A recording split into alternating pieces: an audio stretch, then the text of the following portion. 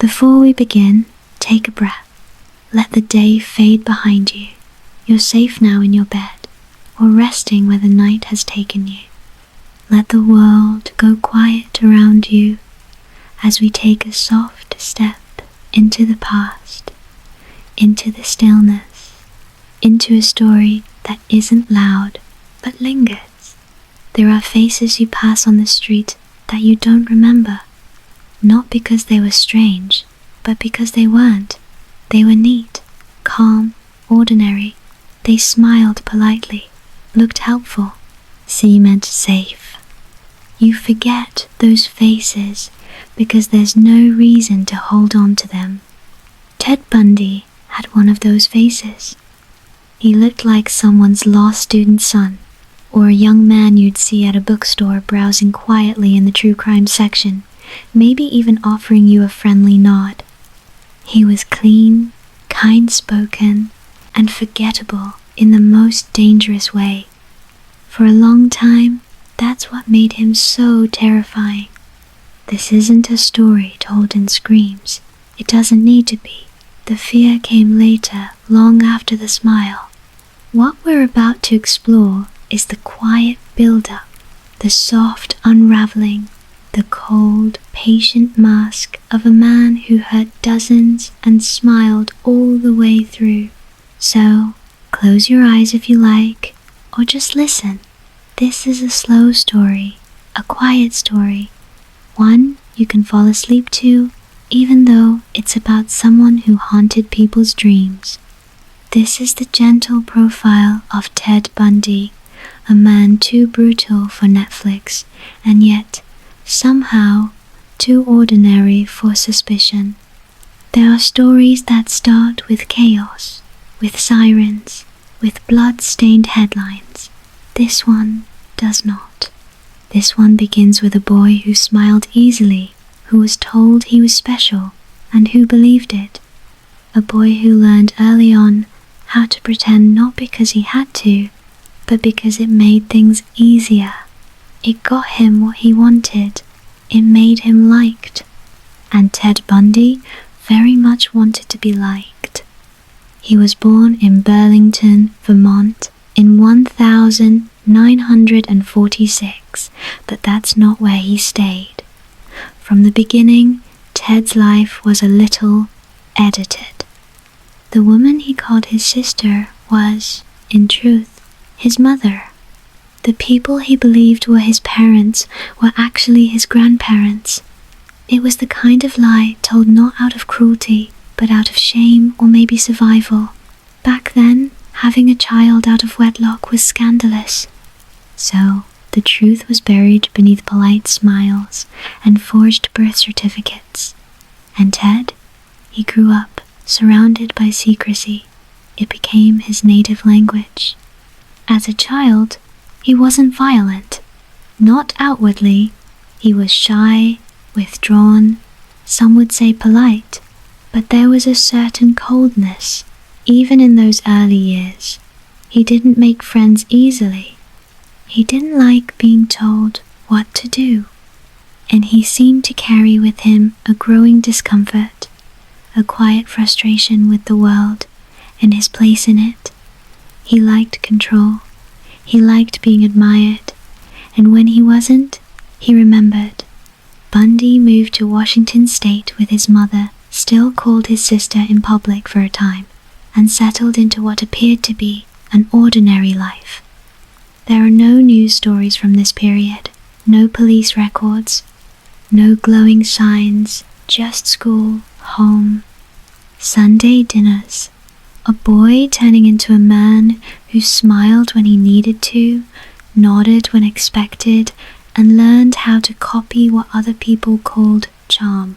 He attended the University of Puget Sound and later transferred to the University of Washington to study psychology. It's worth pausing here.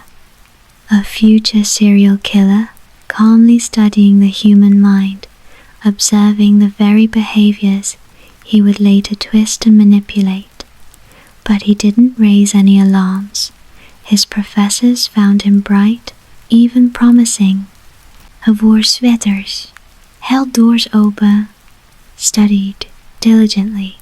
But beneath all that, something was festering, quietly.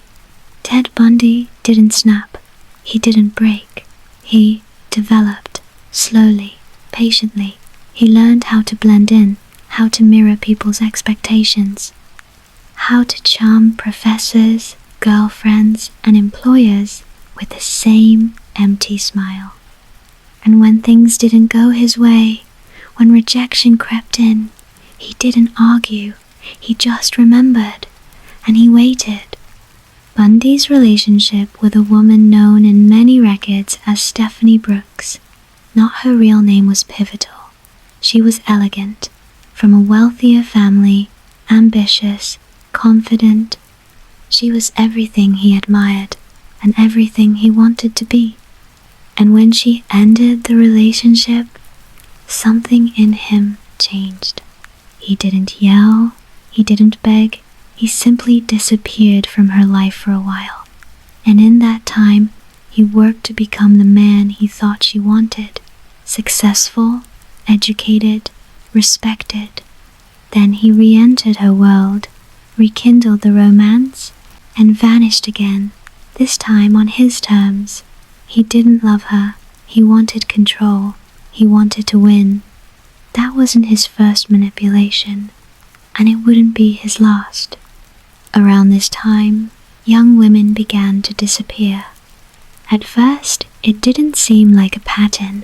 A student missed class, a co-worker didn't come home, their cars were found in parking lots, purses still inside, but no sign of struggle. No screaming witnesses, no fingerprints, just absence. Police were puzzled. The disappearances were spread across counties. No motive, no leads, no connection. And Ted Bundy kept smiling. He volunteered on a political campaign, wore suits, made conversation, seemed likable. One of the campaign staffers later recalled, "He was just a nice guy, a little quiet but respectful. I never would have guessed." But beneath the nice guy surface, Bundy was evolving, testing boundaries, trying new approaches, and keeping souvenirs. It's important to pause here, not for drama, but for quiet perspective. Ted Bundy wasn't a monster in the traditional sense. He wasn't a raging lunatic. He didn't foam at the mouth or roar through the streets. He was calm, patient, calculating. That's what made him frightening. He didn't look dangerous. He looked forgettable. And that was the danger. As the 1970s wore on, more women went missing. Witness descriptions began to line up: a man with a sling, asking for help, a man with a limp, struggling with his books, a kind face, maybe named Ted. Still, few suspected the polite law student. In one of the more chilling details from this period, Bundy kept his trophies hidden, not just items, but memories. He would later recount how he returned to crime scenes, how he revisited, but he didn't share this with anyone at the time. He didn't need to. No one asked. Why would they? He had a job, a future, a warm handshake, a disarming smile. As we end this first chapter of our quiet journey, we leave Bundy standing at the edge of his double life, one foot in the world of society and structure, the other in shadows. And no one around him could tell the difference. Not yet. Not the professors, not the campaign workers, not the women who smiled back. He was a master of stillness, of seeming helpful, harmless, and so far it was working. Before he was infamous, before the courtroom sketches and nightly news bulletins, Ted Bundy was a quiet little boy with big brown eyes and a confusing start. He was born on November 24th, 1946 in Burlington, Vermont at a home for unwed mothers. His birth certificate listed no father. His mother, Eleanor Louise Cowell, was just 22 years old and unmarried. In those days, in that era, that meant shame, judgment, a permanent stain on reputation. And so, from the very beginning, Ted's life began with a secret. To avoid scandal, his mother left Vermont soon after giving birth and returned to her parents' home in Philadelphia. There, Ted was raised believing his grandparents were his parents and that his biological mother was his sister. The lie lasted for years. He called her Louise. She played along. The family said nothing. The shame remained unspoken, but it lingered in every room, in glances, in pauses, in silence. Ted wouldn't learn the truth until he was older.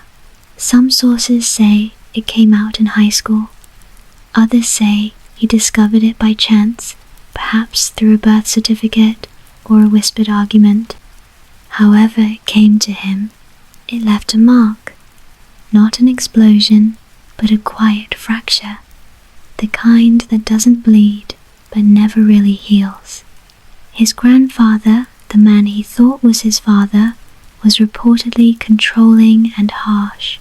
Some accounts describe him as abusive, with a quick temper and rigid discipline. He read the Bible obsessively. He hated Catholics and minorities. And he ruled the household with fear, not affection. His grandmother, by contrast, was fragile, nervous, prone to depressive spells. She may have suffered from mental illness, though no formal diagnosis was ever made public. Ted watched his grandfather kick animals, shout at his wife, and fly into rages over small things, all while sitting quietly, absorbing it. He was a watcher, even then. When Ted was around 4 years old, Louise decided to leave Philadelphia. She packed up and moved across the country to Tacoma, Washington, bringing Ted with her. There, she met and later married Johnny Culpepper Bundy, a hospital cook who adopted Ted and gave him his last name. Johnny was a decent man by most accounts, hardworking, quiet, not wealthy. He tried to connect with his new stepson, took him on camping trips, showed him how to work with his hands. But Ted wasn't interested. He saw Johnny as beneath him. He didn't respect him. He didn't want his guidance. He resented being adopted by someone he didn't admire. From a very young age, Ted developed a deep sense of superiority. It was subtle. He wasn't arrogant in public, but in his own mind, he was smarter, better, more deserving. And he learned how to hide that belief behind politeness. He kept things to himself, held emotions close, rarely cried, rarely shared. Even as a child, there was something sealed about him, as if he had locked part of himself behind a door and thrown away the key. He did well in school at first, but not always. Teachers described him as intelligent, but not particularly exceptional. Some said he lacked focus, others said he seemed distracted. He didn't cause trouble, but he didn't stand out either. He was quiet, but in private, there were moments that hinted at something colder. There are unconfirmed stories, details whispered in hindsight, about a young Ted placing knives around his sleeping aunt, or watching neighborhood girls with unusual intensity. These accounts are hard to verify, and often retold with the benefit of knowing what came later. But even taken lightly, they suggest a child who had already begun exploring boundaries and what it felt like to cross them. Bundy himself would later say he felt different, isolated, misunderstood. He described early feelings of being hollow, empty, like something essential was missing, and he didn't know how to name it. He was embarrassed by his family's poverty. He hated that his clothes were second-hand, that they didn't have a nicer car, that his stepfather wasn't important. And so, he began crafting a version of himself that was better. He started copying people, mimicking speech patterns, studying how popular kids moved, talked, dressed. He didn't just want to fit in, he wanted to recreate himself piece by piece until no one could tell the difference. Ted became fascinated with image, with appearances, with the idea that if you looked the part, people would believe the performance. And they did. By the time he reached high school, he had learned how to play different roles. He joined clubs, participated in debates, dated girls, but something about his interactions often felt rehearsed, surface level. Even his friends, years later, would describe him as nice but distant, present but not quite connected. He had an interest in true crime stories, particularly ones involving violence against women. He read detective magazines and police procedurals. He was fascinated by the details, the psychology, the mechanics of crime, and though he never spoke openly about it at the time, this interest wasn't casual. It was studied, consumed. He would later claim he never hurt anyone in his youth, that he didn't even consider such things, but it's hard to take his words at face value. Ted Bundy, after all, was a practiced liar, and long before he killed, he lied. About his family, about his past, about his feelings, even about his name. Bundy also struggled with identity. He didn't drink, didn't smoke, but he was deeply insecure, especially when it came to his status. He wanted to be seen as successful, intelligent, elite, and yet he felt ordinary, forgettable, powerless. The world didn't bend to his desires, and that frustrated him. It's worth noting, Ted Bundy didn't become a killer overnight. He wasn't born evil, nor was he a product of one traumatic moment. His darkness developed gradually, like a shadow stretching over time. There were layers to his personality, and the mask he built in childhood, the smiling, charming, polite exterior, would serve him well in adulthood. It would become his greatest weapon. As he moved toward college, Ted began distancing himself from his past. He rarely mentioned his stepfather. He changed the way he spoke, the way he dressed. He practiced looking confident. He began to create the man he thought the world would admire. But underneath the polished surface, something cold remained. A numbness, a lack of empathy, a growing interest in power and what it felt like to take it away from others. He didn't express this, of course. He never raised his voice, never punched a wall, never threatened anyone. He just smiled. There's something strange about becoming the person you think the world wants you to be. You study people, watch their expressions, learn when to laugh, when to nod, when to say just enough. And if you do it well, if you do it carefully, no one notices the difference. They don't see the mask because it looks so much like a face. By the time Ted Bundy reached his early 20s, he was wearing that mask full time. He walked with purpose, smiled with warmth, held eye contact just long enough to seem genuine. If you met him on a college campus in the early 1970s in the library, or outside a lecture hall, you might remember him, not because he stood out, but because he didn't. He was tidy, polite, friendly, in a quiet sort of way, and he had a name that didn't mean anything yet. Not to you, not to anyone. Not yet.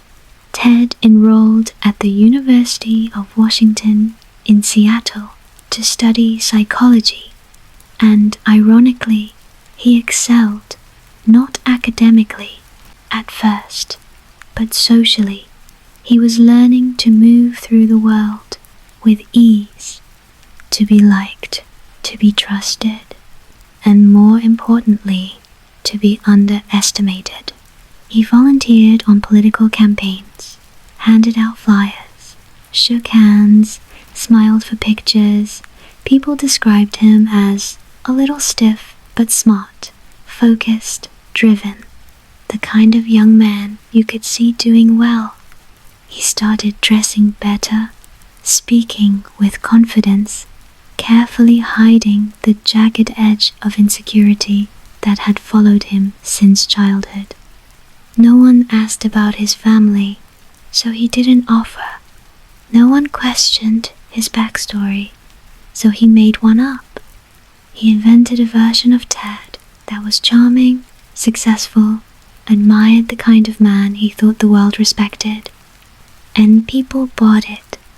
They didn't notice that he rarely got too close, that his friendships were surface level, that his charm, while effective, didn't go very deep, that he didn't seem to feel things the way others did. He laughed, but never quite with his eyes. He spoke kindly, but left people feeling slightly off balance, like there was something just beneath the surface, but you couldn't quite name it. In 1969, Ted met a woman. In most accounts, she's called Stephanie Brooks. That wasn't her real name, but her real name doesn't matter here.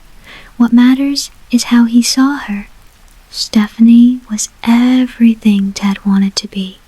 Elegant, sophisticated, upper middle class, from a successful California family. She was the opposite of what he'd grown up with, and she dazzled him. She had style, status, poise. Ted saw in her a door to a world he didn't belong to, but desperately wanted entrance to. They dated, laughed, shared long talks. He told her what she wanted to hear. She believed him for a time, but slowly she began to notice the cracks.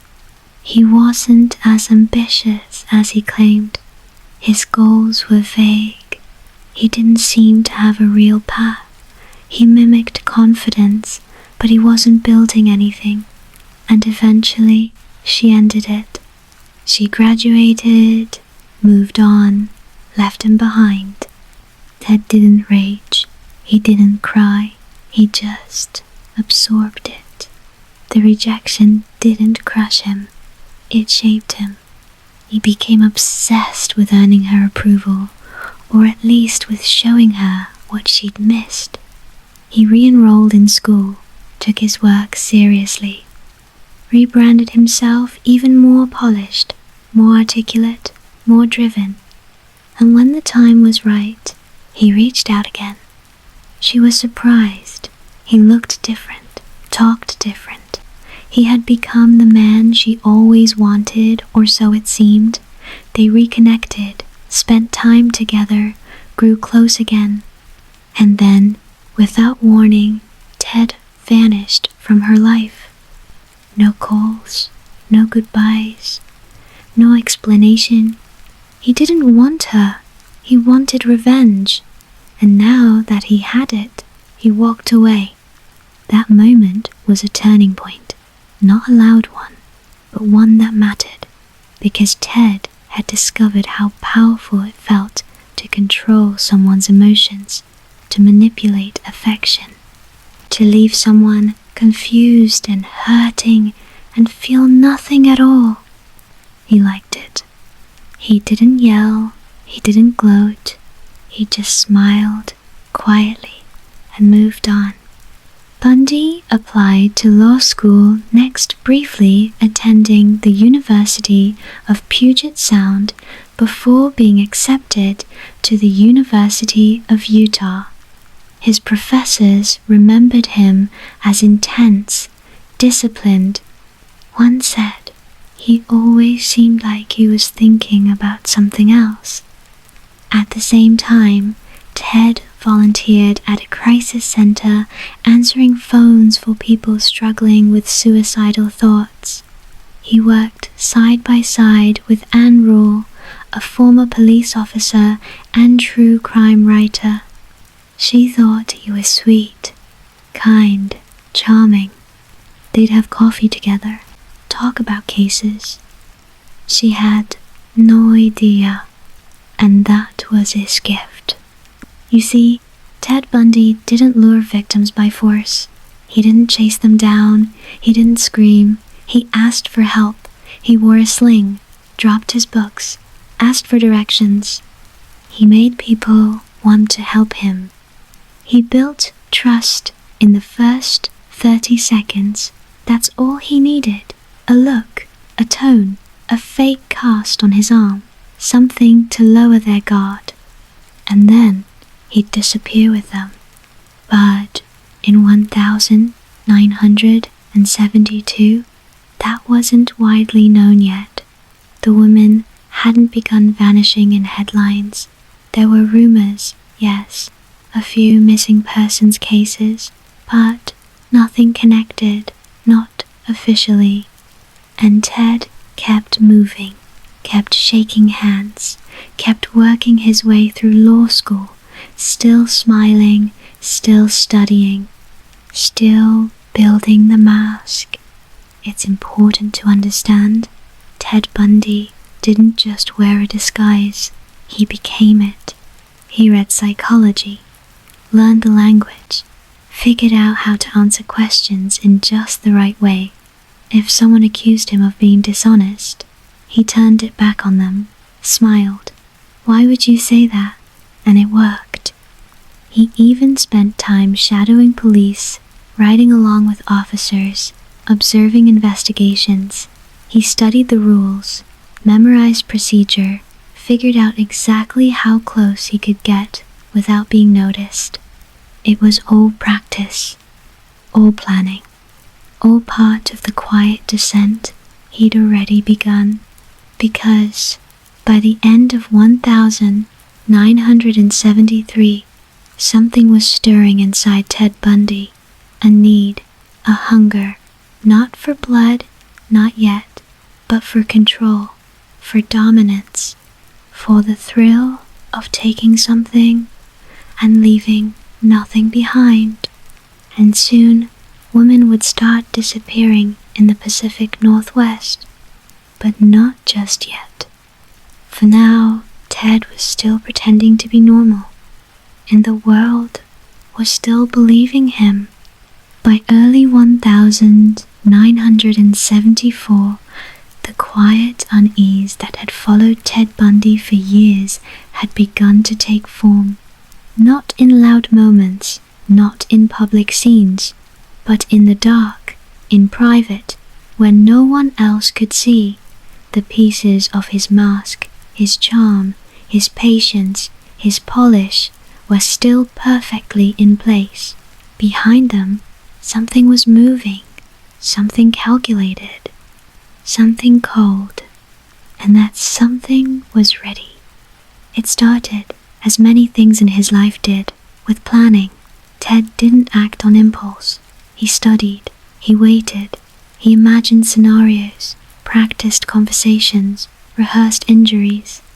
A limp here, a sling there, a cast on his arm. He learned what made people stop and help, what made women feel safe enough to say yes, to walk with him, to trust. And on January 4th, 1974, he made his first known move. She was just 18, a bright student, named Karen Sparks, attending the University of Washington. She lived in a small house near campus. That night, she went to bed like any other, unaware that she was being watched. No one heard her scream. There were no signs of forced entry, but in the quiet hours of the early morning, Bundy entered her room and attacked her as she slept. Somehow, Karen survived. She would spend 10 days in a coma, and though she lived, she suffered permanent brain damage that would affect her memory and speech for the rest of her life.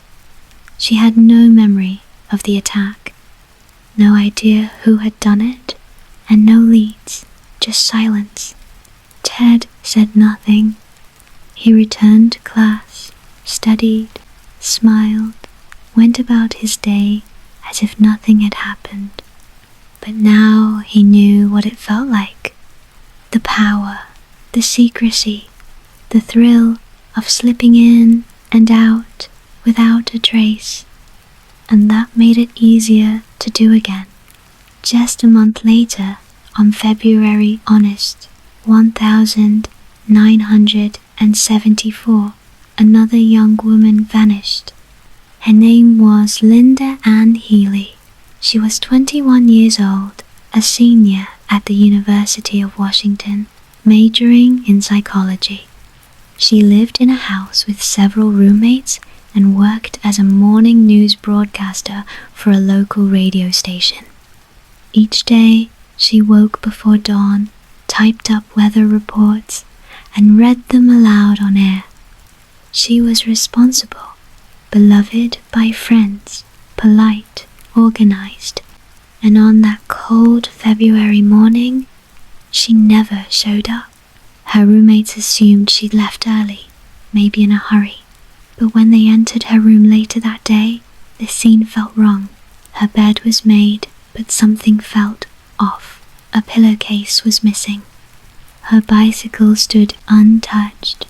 The closet was open, and the sheets once white were stained with something dark beneath the covers. Still, there was no sign of Linda. Police arrived, they searched, they questioned, but there was no forced entry, no broken window, just an empty bed, a small amount of blood, and a vanished girl. Ted kept smiling. As the weeks passed, more women disappeared. One by one, quietly, always young, always brunette, always wearing their hair parted down the middle. Each woman vanished without a trace. No screaming, no witnesses, no bodies, just silence and questions. In March, Donna Gail Manson, a 19-year-old student at Evergreen State College, disappeared while walking to a concert on campus. She never arrived and no one saw her again. In April, Susan Rancourt vanished after attending a career fair in Ellensburg. She had called her parents earlier that day cheerful, optimistic. She was excited about her future, but she never came home. By May, police departments were beginning to see the pattern, but they had no evidence, no fingerprints. No one even knew what the man looked like. They only knew he was careful. Ted, meanwhile, was still attending law school in Utah, still dressing neatly, still holding doors open and helping neighbors carry groceries. He had no criminal record, no history of violence, no reason for suspicion. He was the kind of man you could sit beside in class and never think twice about. The disappearances continued. In June, Brenda Bull vanished after leaving a bar in Berrien, Washington.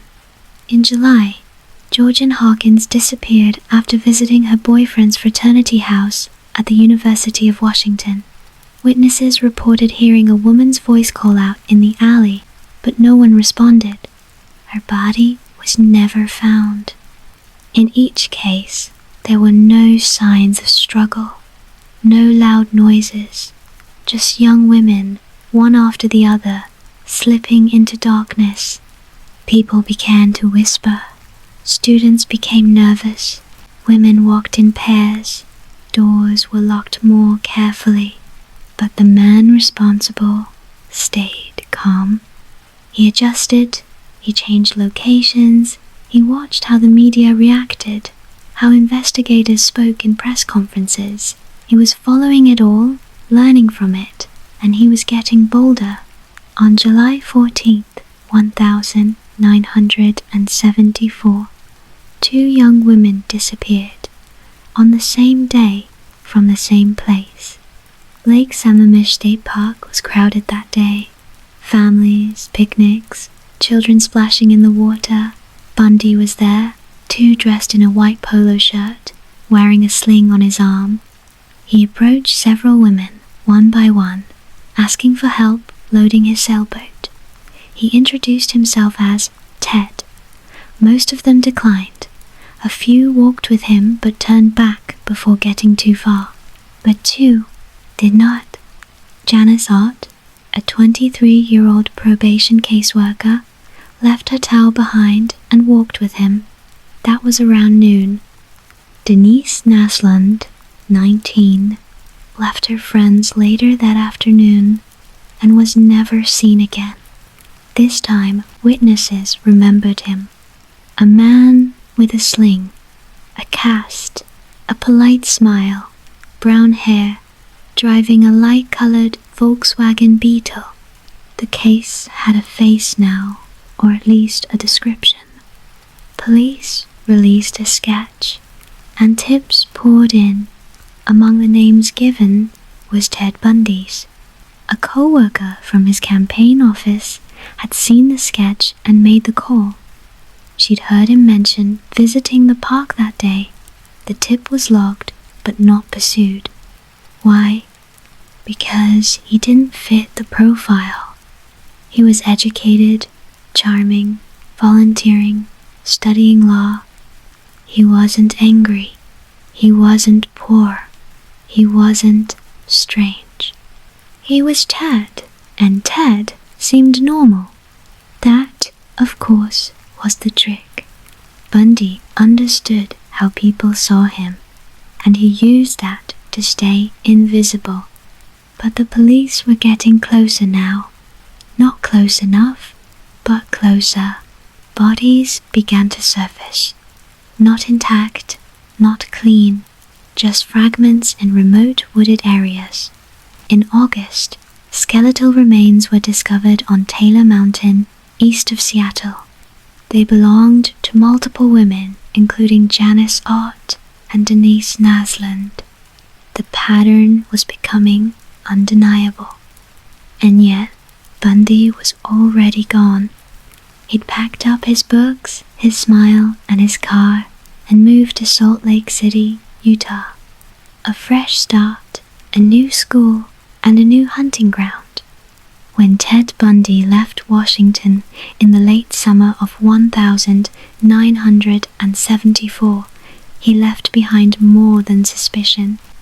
He left behind footprints in dirt parts, fear in college dorms, and a region that was slowly beginning to realize something unspeakable had been moving among them and that it was now gone. But for Ted, it wasn't an escape. It was an expansion.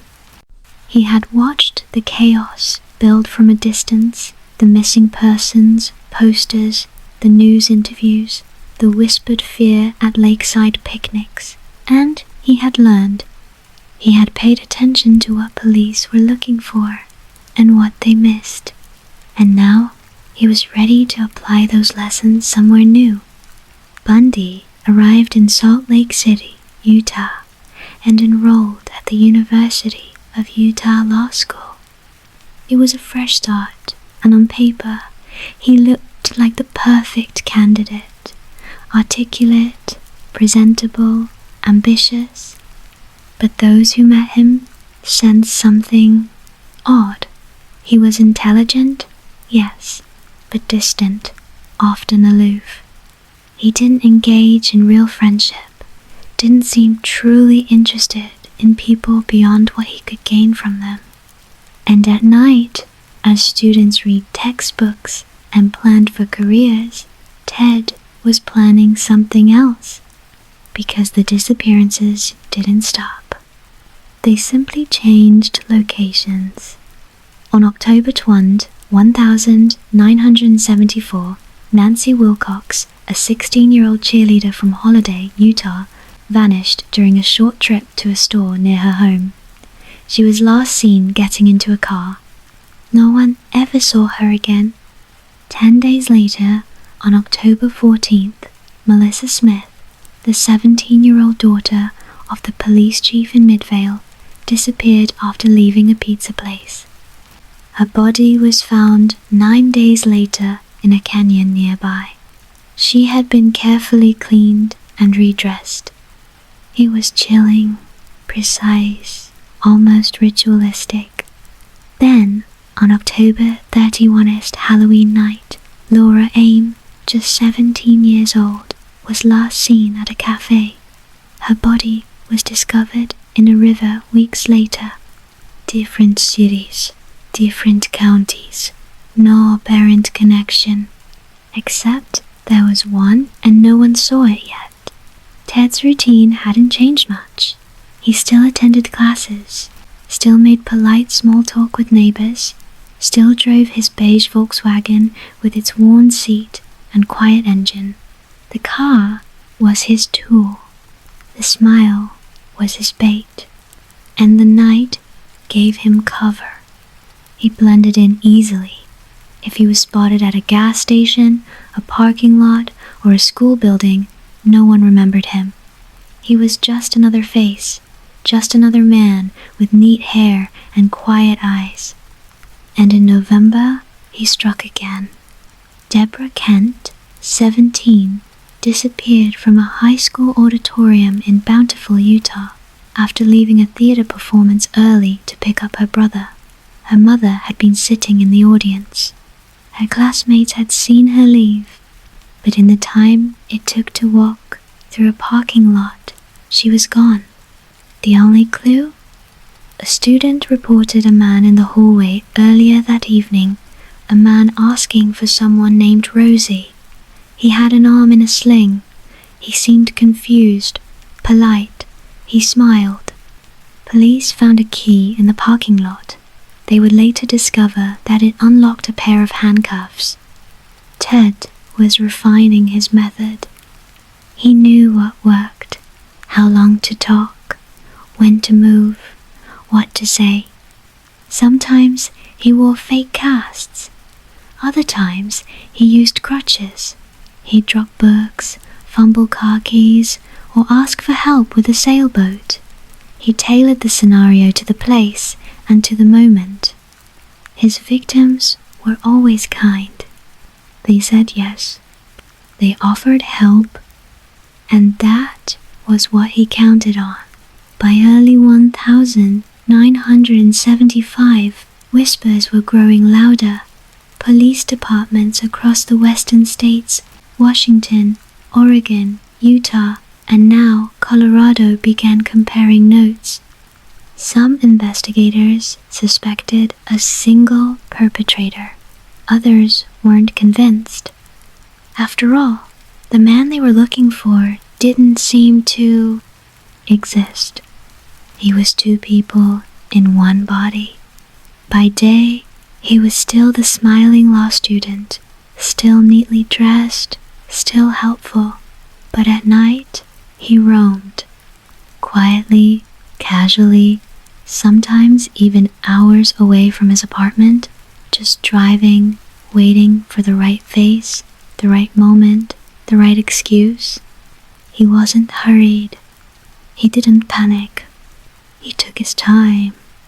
In January 1975, Karen Campbell, a 23-year-old nurse, vanished from the lobby of a Colorado hotel while traveling with her fiancé and his children. She'd stepped out to get a magazine from her room. It was snowing outside. She never returned. Her body was found a month later in a snow-covered field. Bundy had been nearby, but he'd left before anyone thought to look closely. Still, the walls were starting to close in. Police had more sketches, more tips, more pieces of a growing puzzle, and in Utah, the investigation was intensifying. Then, in August 1975, everything changed. A Utah Highway Patrol officer noticed a beige Volkswagen driving without its lights. It was early in the morning, around 2:30 a.m. The officer pulled the car over. Inside was Ted Bundy. The officer found a ski mask, a crowbar, handcuffs, trash bags, rope, an ice pick. Bundy claimed he used the items for skiing or camping or something equally mundane. It didn't add up. Still, there wasn't enough to arrest him. But he was now a person of interest. Police began tailing him, watching, digging into his background. They started connecting the dots across states. Finally, survivors began stepping forward. One young woman, Carol Daronch, told police that a man claiming to be a police officer had tried to abduct her. He wore a badge, drove a car with a police-style interior. He said her car had been broken into, asked her to come with him. She got in, trusted him. But something felt wrong. She jumped out of the car while it was moving and ran. And now she was looking at photos. She pointed to one, Ted Bundy. For the first time, the mask had slipped. Not entirely, but enough. Bundy was arrested and charged with the attempted kidnapping of Carol Daronch. His quiet world was beginning to unravel, but it wouldn't happen all at once. He wouldn't confess, wouldn't panic, wouldn't give anything away. Instead, he'd plan again, smile again, escape again, because Ted Bundy was never in a hurry. Not when it came to victims, not when it came to trials, and not when it came to running. When Ted Bundy left Washington in the late summer of 1974, he left behind more than suspicion. He left behind footprints in dirt paths, fear in college dorms, and a region that was slowly beginning to realize something unspeakable had been moving among them and that it was now gone. But for Ted, it wasn't an escape. It was an expansion. He had watched the chaos build from a distance, the missing persons posters, the news interviews, the whispered fear at lakeside picnics, and he had learned. He had paid attention to what police were looking for and what they missed. And now he was ready to apply those lessons somewhere new. Bundy arrived in Salt Lake City, Utah, and enrolled at the University of Utah Law School. It was a fresh start, and on paper, he looked like the perfect candidate. Articulate, presentable, ambitious. But those who met him sensed something odd. He was intelligent, yes, but distant, often aloof. He didn't engage in real friendship, didn't seem truly interested in people beyond what he could gain from them. And at night, as students read textbooks and planned for careers, Ted was planning something else, because the disappearances didn't stop. They simply changed locations. On October 20, 1974, Nancy Wilcox, a 16-year-old cheerleader from Holiday, Utah, vanished during a short trip to a store near her home. She was last seen getting into a car. No one ever saw her again. 10 days later, on October 14th, Melissa Smith, the 17-year-old daughter of the police chief in Midvale, disappeared after leaving a pizza place. Her body was found 9 days later in a canyon nearby. She had been carefully cleaned and redressed. It was chilling, precise, almost ritualistic. Then, on October 31st Halloween night, Laura Aim, just 17 years old, was last seen at a cafe. Her body was discovered in a river weeks later. Different cities, different counties, no apparent connection, except there was one and no one saw it yet. Ted's routine hadn't changed much. He still attended classes, still made polite small talk with neighbors, still drove his beige Volkswagen with its worn seat and quiet engine. The car was his tool. The smile was his bait, and the night gave him cover. He blended in easily. If he was spotted at a gas station, a parking lot, or a school building, no one remembered him. He was just another face, just another man with neat hair and quiet eyes. And in November, he struck again. Deborah Kent, 17, disappeared from a high school auditorium in Bountiful, Utah, after leaving a theater performance early to pick up her brother. Her mother had been sitting in the audience. Her classmates had seen her leave, but in the time it took to walk through a parking lot, she was gone. The only clue? A student reported a man in the hallway earlier that evening, a man asking for someone named Rosie. He had an arm in a sling. He seemed confused, polite. He smiled. Police found a key in the parking lot. They would later discover that it unlocked a pair of handcuffs. Ted was refining his method. He knew what worked, how long to talk, when to move, what to say. Sometimes he wore fake casts. Other times he used crutches. He dropped books, fumbled car keys, or asked for help with a sailboat. He tailored the scenario to the place and to the moment. His victims were always kind. They said yes. They offered help, and that was what he counted on. By early 1975, whispers were growing louder. Police departments across the western states, Washington, Oregon, Utah, and now Colorado, began comparing notes. Some investigators suspected a single perpetrator. Others weren't convinced. After all, the man they were looking for didn't seem to exist. He was two people in one body. By day, he was still the smiling law student, still neatly dressed, still helpful, but at night he roamed, quietly, casually, sometimes even hours away from his apartment, just driving, waiting for the right face, the right moment, the right excuse.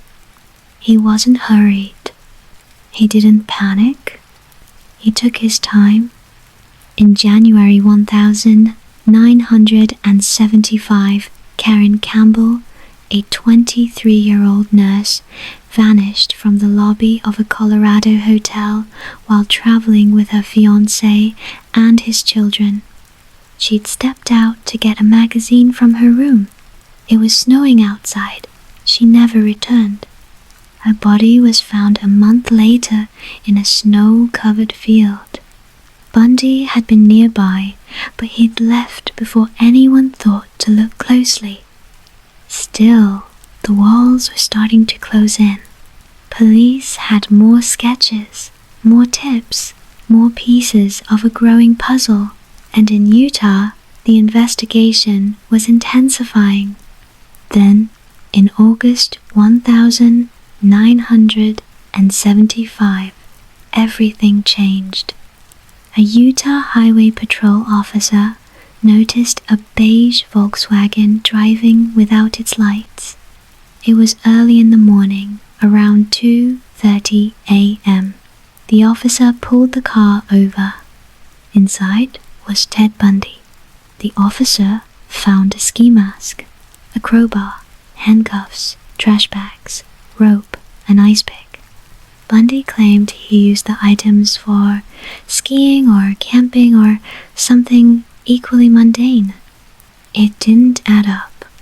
Still, there wasn't enough to arrest him. But he was now a person of interest. Police began tailing him, watching, digging into his background. They started connecting the dots across states. Finally, survivors, yes, survivors began stepping forward. One young woman, Carol Daronge, told police that a man claiming to be a police officer had tried to abduct her. He wore a badge, drove a car with a police-style interior. He said her car had been broken into, asked her to come with him. She got in, trusted him, but something felt wrong. She jumped out of the car while it was moving and ran, and now she was looking at photos. She pointed to one, Ted Bundy. For the first time, the mask had slipped. Not entirely, but enough. Bundy was arrested and charged with the attempted kidnapping of Carol Daronge. His quiet world was beginning to unravel, but it wouldn't happen all at once. He wouldn't confess, wouldn't panic, wouldn't give anything away. Instead, he'd plan again, smile again, escape again. Because Ted Bundy was never in a hurry. Not when it came to victims. Not when it came to trials. And not when it came to running. By the fall of 1975, the man who had once seemed invisible was now sitting in a jail cell, but not for murder. Not yet. Ted Bundy had finally made a mistake. Not a big one, not loud, but just enough. He had driven without his headlights on. A routine traffic stop, the kind that rarely leads to anything unless you're hiding something. And Bundy was. The officer who pulled him over that August night in Utah wasn't expecting to find anything unusual. But in the trunk of Bundy's beige Volkswagen Beetle was a disturbing collection. A ski mask, pantyhose with eye holes, rope, an ice pick, handcuffs, a crowbar, and garbage bags. At first glance, it looked like burglary gear, but to anyone who'd been paying attention, it looked like something else entirely.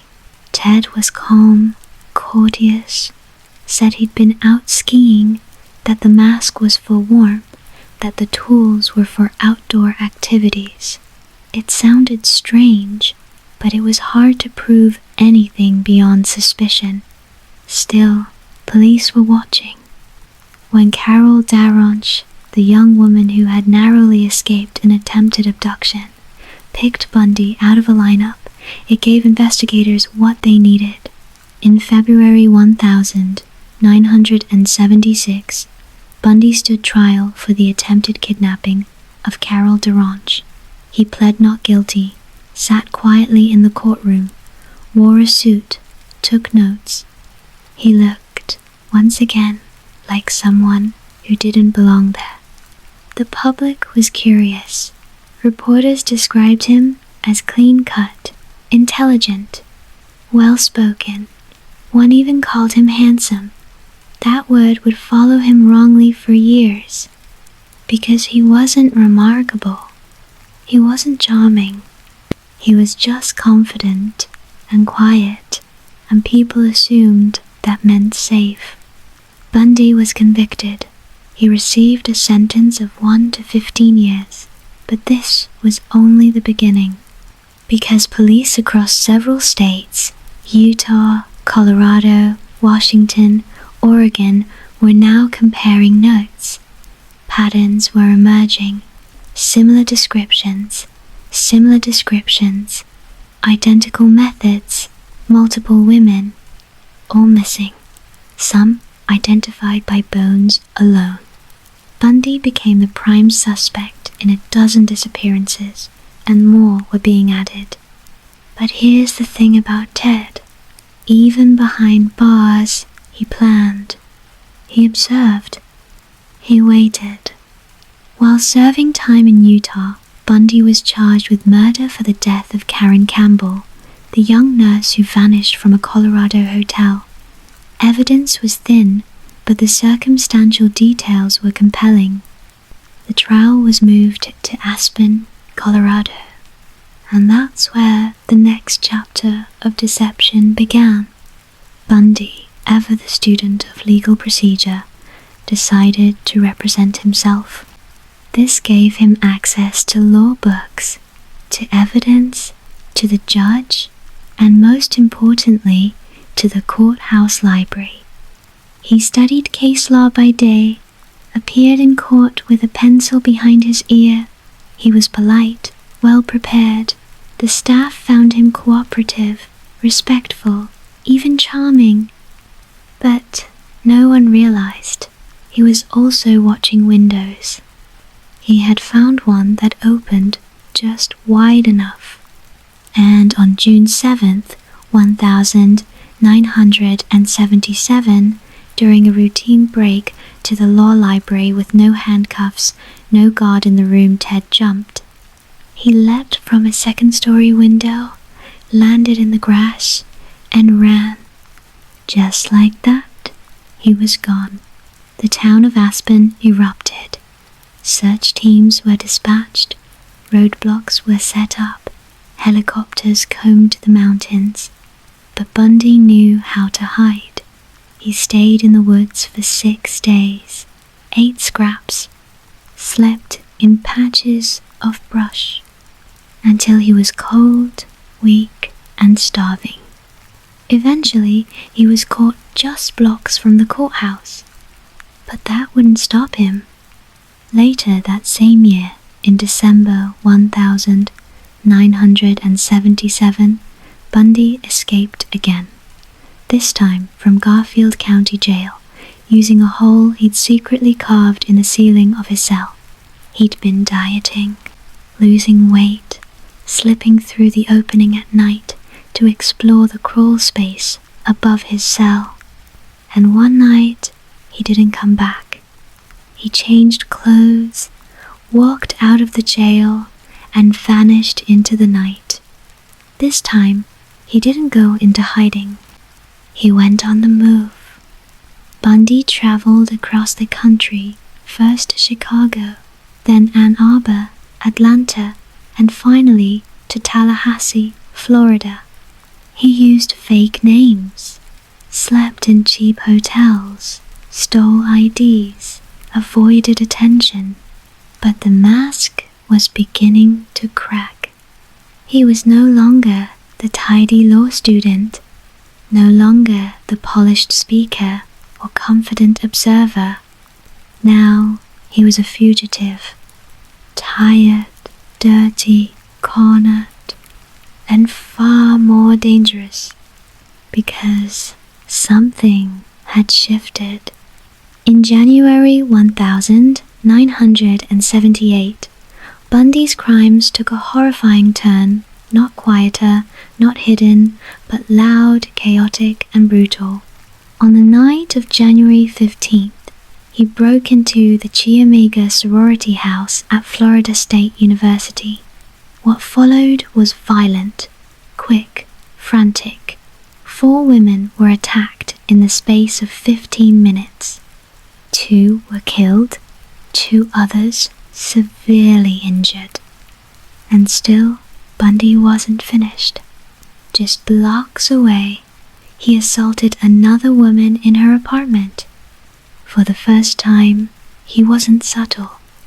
He wasn't careful. He was unraveling, Police were now on high alert. Bundy fled again, this time to Lake City, Florida. On February 9th, 1978, he abducted and murdered Kimberly Leach, a 12-year-old girl. It was the most devastating of all his crimes. He had gone from manipulation to desperation, from charm to carnage, and this time the end was coming, because just 5 days later, on February 15th, Bundy was pulled over by a Pensacola police officer while driving a stolen vehicle. He fought, tried to run, but he was finally arrested for the last time. His name, by now, was everywhere.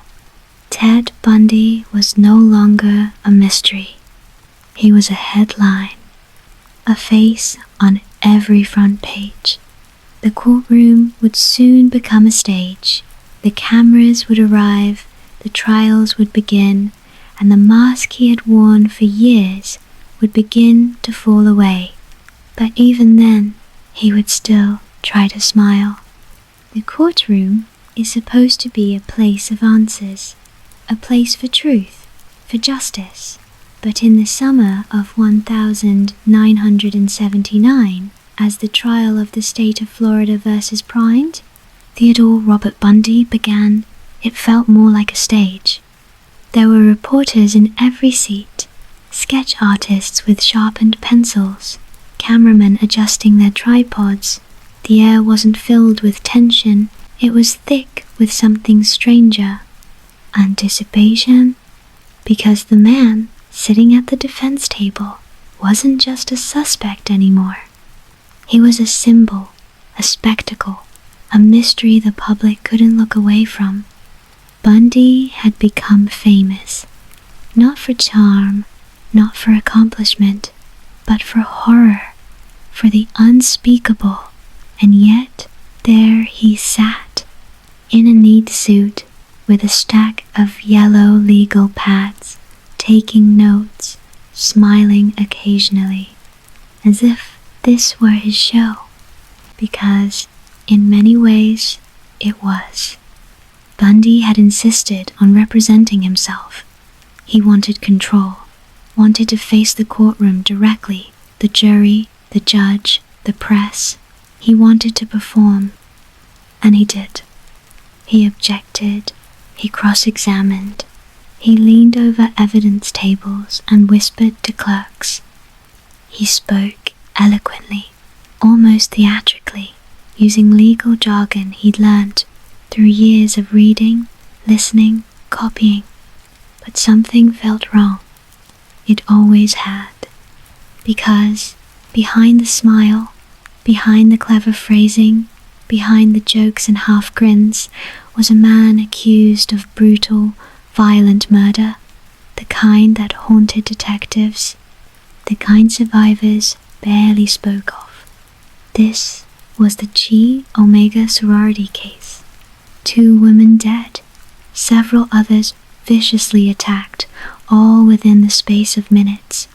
The crime scene was chaotic, the brutality undeniable, and the evidence quietly damning.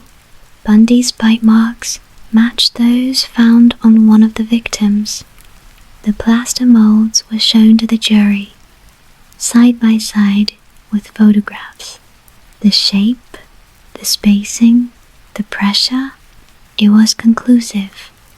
And still, Bundy smiled. He claimed innocence, called the charges absurd, said he was being framed, persecuted because of how he looked, because of his past. But it didn't work. Not this time. The jury deliberated for less than 7 hours, and when they returned with their verdict, the room was still. Guilty on 2 counts of first-degree murder, 3 counts of attempted murder, and 2 counts of burglary. Bundy sat stone-faced. The penalty phase came next. He was his own lawyer again, and in a strange, uncomfortable moment, one still remembered decades later, Bundy used the courtroom to propose marriage to Carol Ann Boone, a woman who had been following his case closely and believed in his innocence. They had met years earlier. She moved to Florida during the trial. She testified on his behalf. And during the penalty phase, while questioning her on the stand, he asked her to marry him in front of the jury. She said yes, and because of a bizarre legal loophole at the time, they were now legally married. It was surreal. Ted had turned the courtroom into a stage, the trial into a drama, and now his sentencing into a wedding. But none of it changed the outcome. On July 24th, 1979, Ted Bundy was sentenced to death. The judge, Edward Cowart, spoke with a kind of quiet disappointment as he handed down the decision. "I don't have any animosity to you," he said. "I want you to know that, but take care of yourself. I'd have loved to have you practice law in front of me, but you went another way, partner." Bundy smiled, nodded politely, and was taken away. But that wasn't the end. Bundy still faced trial for the murder of Kimberly Leach, the 12-year-old girl from Lake City. This case was even more emotionally devastating. And again, the evidence was strong. Eyewitnesses placed him near the school. Fibers from his clothing matched those found on her body. His car had bloodstains, later identified as her blood type. In 1980, Bundy was found guilty once more, and again sentenced to death. By now, the name Ted Bundy was no longer unfamiliar. It was everywhere. News, specials, books, interviews, magazine covers. The face once seen as charming had become a mask of evil. But for years after his convictions, Bundy remained in the public eye. He filed appeals, gave interviews, even began to hint at confessions carefully, selectively, always trying to maintain control. Some saw him as a manipulator, others as a narcissist. Some believed he was incapable of true remorse. And through it all, he kept talking. He granted interviews to journalists, spoke to psychologists, even taped hours of conversations with FBI agents, giving vague descriptions of his experiences, but often using the third person as if he were speaking about someone else entirely. And slowly, in those final years, the full scale of his crimes began to come into view. Bundy eventually confessed to over 30 murders across 7 states. But many believe the true number was much higher. His confessions were never complete, always strategic, given in fragments, often just before execution delays, as if dangling information could save him one more time. But time was running out. In January of 1989, after a decade of appeals, delays, and partial confessions, the state of Florida set an execution date.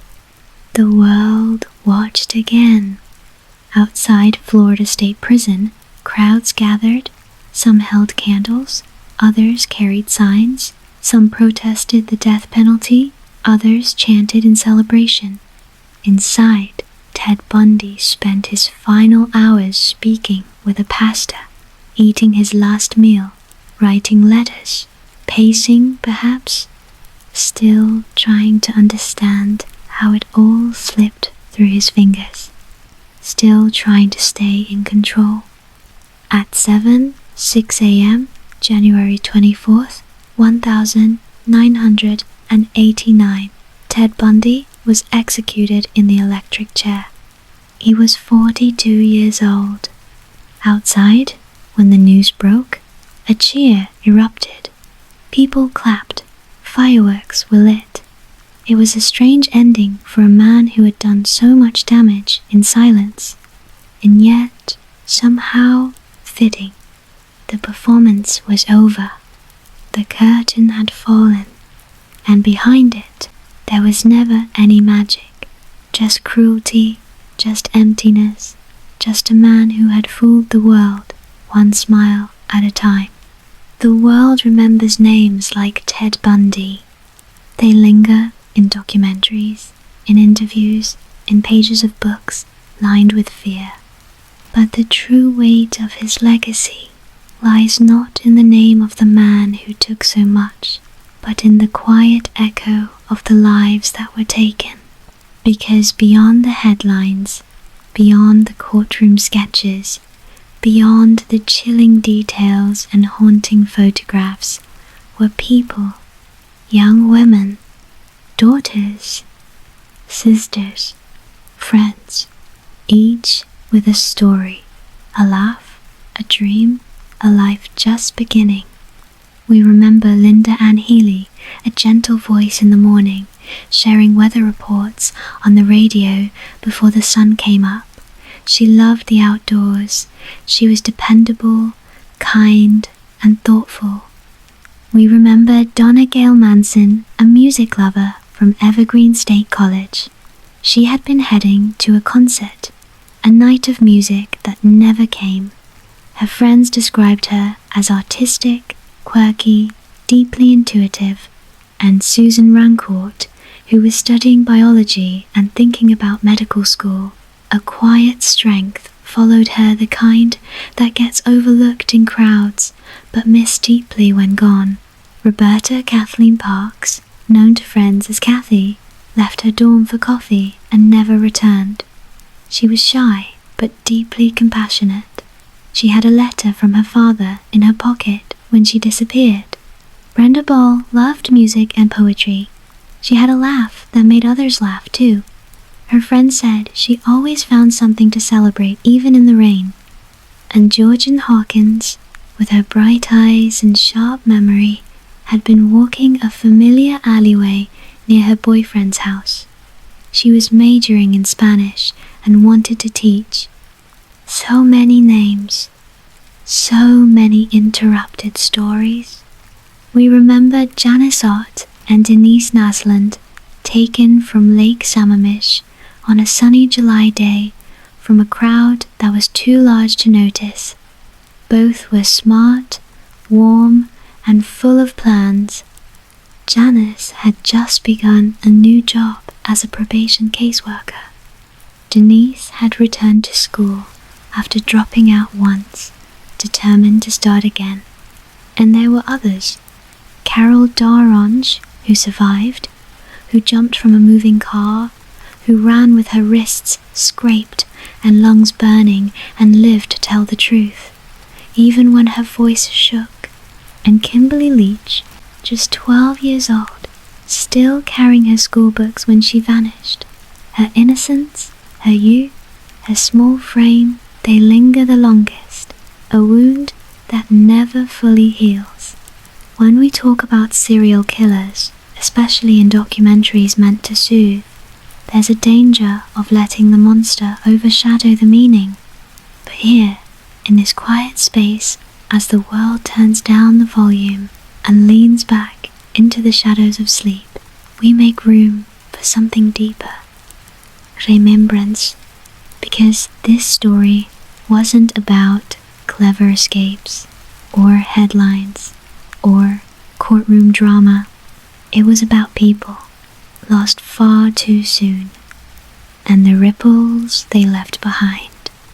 Families left searching, decades of grief, lives forever paused at the age of 18, 19, 21.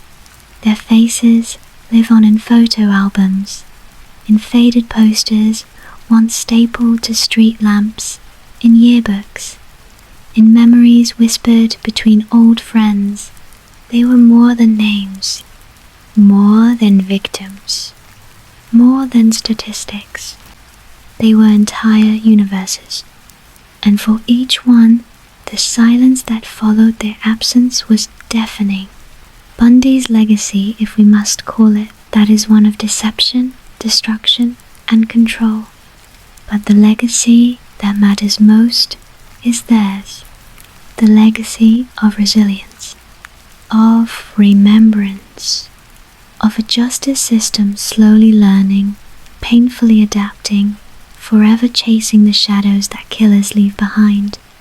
In the years since Bundy's execution, forensic science has advanced, cold cases have warmed, survivors have spoken out, and people have grown more aware of how evil can look like anything, even a smile in a hallway.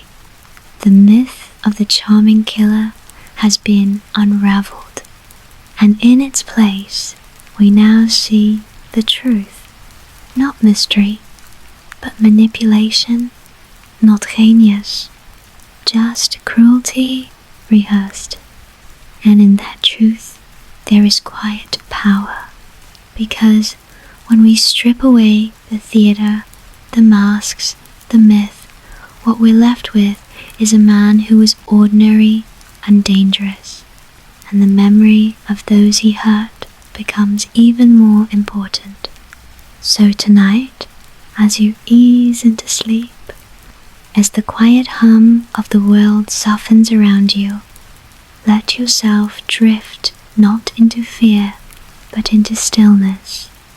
Remember that even in the darkest stories, we can choose where we place the light, not on the man who caused the pain, but on those who deserved so much more life, and on the quiet promise to remember them, always,